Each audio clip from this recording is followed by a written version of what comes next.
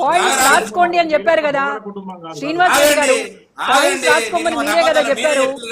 రాసుకోండి అని మీరే మొత్తం గీతలు దాటితే ఆగండి బాబు, ఏం చెప్పలే ఇంకా ఆయన మాట్లాడండి శ్రీనివాస్ రెడ్డి మీ గురించి. ఇంకా మీ చిట్టదే ఇప్పలే, ఇంకా నీ చిట్ట ఇప్పితే ఆగండి, అప్పుడు మాట్లాడుతారు మధ్యలో ఆగండి. ఎందుకంటే ఇప్పుడు చెప్తా వినండి, దేశంలో 146 కోట్ల జనాభా ఉన్నదండి.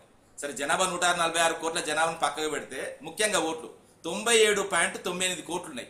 ఇందులో 25% అంటే దాదాపు 36.7 కోట్ల మంది యువత. ఇందులో ఓట్లు ఉన్న వాళ్ళు ఉన్నారు, ఓట్లు లేని వాళ్ళు ఉన్నారు. ఇందులో ఒక వాస్తవంగా 5-6 తీసేసినా కూడా దాదాపు 35 కోట్ల దాకా వాళ్ళే ఉంటారు. అంటే ఎంత మేజర్ గా వీళ్ళు ఎలక్షన్స్ ప్రభావితం చేస్తారో అర్థం చేసుకోవాలి. వచ్చే ఎన్నికలు గత ఎన్నికలు లాగా ఉండవు. ఎందుకంటే వీళ్ళు ఏం చెప్పినా నమ్ముతారు, మీరు ఏం చెప్పినా నడుస్తుంది. ఆఖరికి ఇంజనీర్లను పట్టుకొని మీకు ఫాములు నింపరాదు. అదే విధంగా మీరు క్రిమినల్ వేస్ట్ అని నడుస్తుంది అంటే నడవదు. ముఖ్యంగా వాళ్ళకి తెలుసు, ముఖ్యంగా తెలంగాణలో జరుగుతున్న అంశాలు కులంకుశంగా చూస్తున్నారు. ఏమి హామీలు ఇచ్చిళ్ళు, ఎంతవరకు చేస్తున్నారు, ఏ విధంగా నడుస్తుంది, ఏ విధంగా బదులాడుతున్నారు, ఏ విధంగా నోటిదులా ఉన్నది, ఇవన్నీ చూస్తున్నారు. ముఖ్యంగా ఓటు వేయడానికి ఇక 18 సంవత్సరాలు కాదని అంటున్నారు రేవంత్ రెడ్డి. ఓటు వేయడానికి 18 సంవత్సరాలు ఉన్నప్పుడు 21 సంవత్సరాలు ఎమ్మెల్యే కాదు నేను అంటున్నా. మీకు మనవడ 6 సంవత్సరాలు తీసుకురండి ఇక. ఎందుకంటే మీ మనవన్ కళ్ళ ఆనందం కోసం, ఎందుకంటే సింగరేణి 100 కోట్లు కూడా ఖర్చు పెడతావు కదా, తీసుకొచ్చి ఫుట్బాల్ ఆడతావు కదా, ఇటుదంతా అడిపోతా అడిదంతా ఇడిపోతా బక్కకాలతో విన్యాసాలు చూసినాం కదా. 6 సంవత్సరాలకే తీసుకురండి. పుట్టిన 6 సంవత్సరాలు నీకు మనవని కూడా ఎమ్మెల్యే చేయరు, అది వడద్దంటాడు. నీ ఏం మాట్లాడతారని అడదాం దేనికి. రాజకీయాల్లో ఉన్నప్పుడు చెప్తా వినండి, రాజకీయాల్లో ఉన్నప్పుడు ముఖ్యమంత్రి స్థానంలో ఉన్నప్పుడు ఏది పడుతుంది మాట్లాడుతున్నాడు.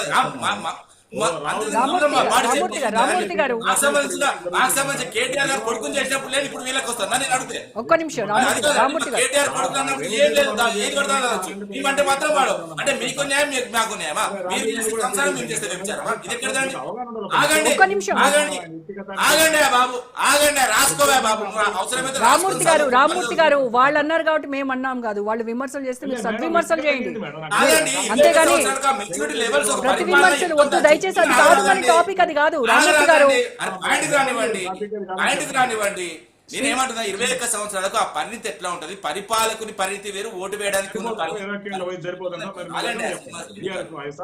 ప్రతి దానికి అడ్డం వస్తే నేను వస్తే నువ్వు వాస్తవం నువ్వు మాట్లాడు చెప్తున్నా కదా. నేను మాట్లాడేటప్పుడు అరే రాసుకోవా బాబు, అరే టైం అంతా వేస్ట్ అయిపోతుంది. ఒక నిమిషం అండి ప్లీజ్.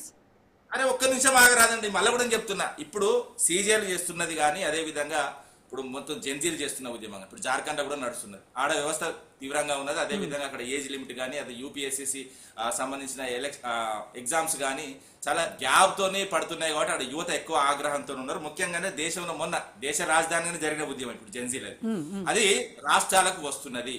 అది ఏందన్నది కూడా చాలా వివరంగా కూడా చెప్పే ప్రయత్నం చేస్తారు. ఎందుకంటే ఫస్ట్ ఢిల్లీ ధర్నా నీటికి సంబంధించి వాళ్ళు విజయం సాధించారు. 100% అది వాళ్ళ విజయమే, ఏ పార్టీది కాదు. నేను అడిగేది ఓకే వాళ్ళ విజయమే ఖచ్చితంగా, ఎవరు అవునన్నా కాదన్నా అదే సత్యం.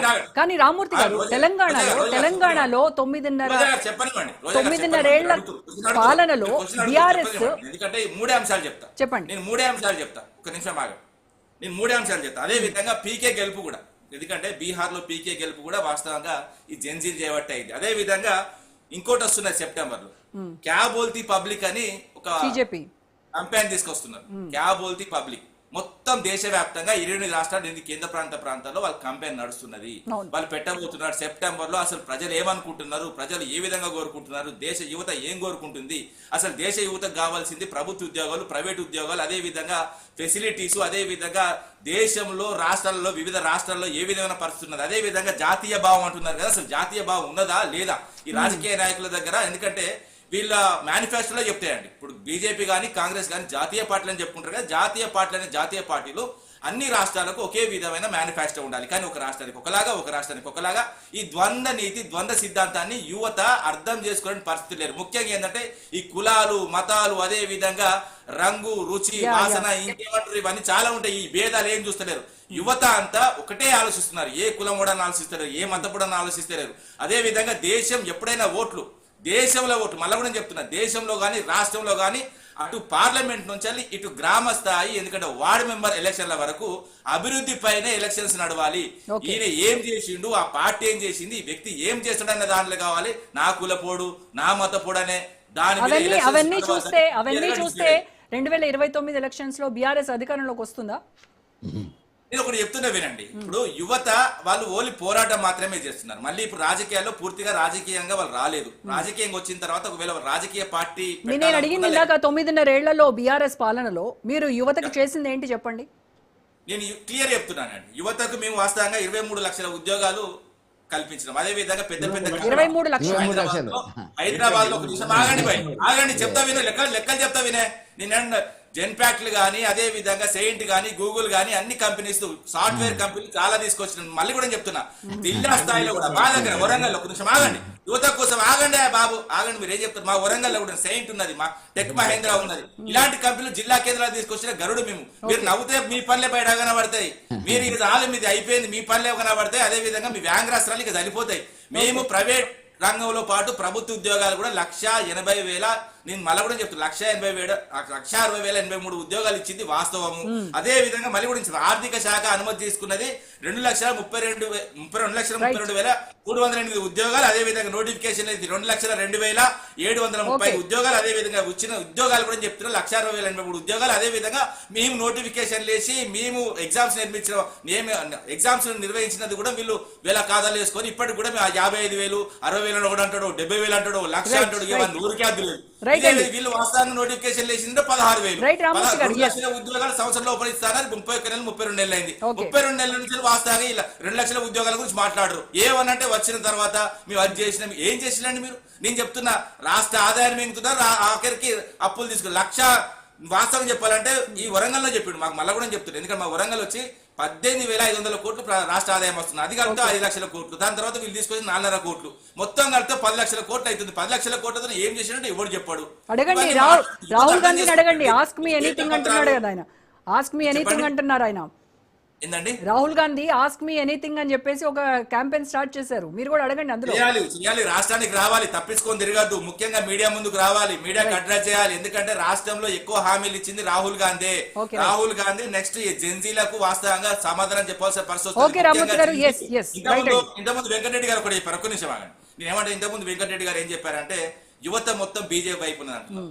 వీళ్ళు కాంగ్రెస్ వాళ్ళు ఏమంటున్నారు? యువత మొత్తం మా వైపోయారు. యువత ఎప్పుడైనా కూడా రూలింగ్ పార్టీకి అగ్నిస్ట్ గా ఉంటుంది. మీరు చూసుకోండి, భూమి పుట్టిన కంచెలు చూసుకోండి, అదే విధంగా ఎలక్షన్ వచ్చిన కంచెలు చూసుకోండి. ఏ ప్రభుత్వం ఉంటే ఆ ప్రభుత్వానికి వ్యతిరేకంగా ఉంటారు. ఎందుకంటే వాళ్ళు చూస్తారు పరిపాలన ఏం నడుస్తున్నది, ఏ విధంగా నడుస్తున్నది, ఈ పరిపాలనలో వాళ్ళు చెప్పింది చేసిలా చేయలేదా అని ఆలోచిస్తారు. ఆ క్రమంలోనే ఖచ్చితంగా చెప్తున్నా, మీరు అవసరమైతే చెక్ చేసుకోండి. ఎలక్షన్లు ఇండియాలో వచ్చిన పంచాలు ఇప్పటి వరకు మొన్న వరకు జరిగిన ఎప్పుడైనా యువత అన్నది ప్రభుత్వాలకు వ్యతిరేకంగానే ఉంటుంది తప్ప ప్రభుత్వాలకు అనుకూలంగా ఎక్కడ ఉండదు. ఓకే అండి, రైట్. డిబేట్ లో ఒక షార్ట్ బ్రేక్ తీసుకొని వద్దాం. Stay tune to Raj news.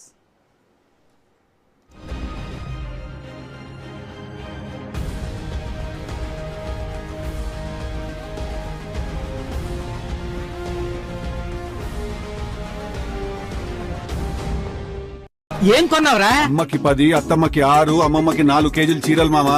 అబ్బో, ఇక్కడ కేజీ చీరలు కొంటే అర కేజీ చీరలు ఫ్రీ అంట. Churidar, men's wear, kids wear 1+1, 2+1 మస్తు ఆఫర్లు ఉన్నాయి. మరి ఇంకా మాంగళ్య ఆషాఢం కేజీ సేల్ అంటే తెలుసు కదా. మాంగళ్య షాపింగ్ మాల్ కేజీల్లో సేల్, టన్నుల్లో ఆనందం. మన ఎర్నింగ్స్ కి ఎక్స్పెండిచర్ కి ఎప్పుడు పొంతన ఉండదు. అందుకే సరైన సేవింగ్స్ అవసరం. అది కపిల్ చిట్స్ తోనే సాధ్యం. నా ఎంపిక కపిల్ చిట్స్. కపిల్ చిట్స్ మీ కలలకు సాకారం.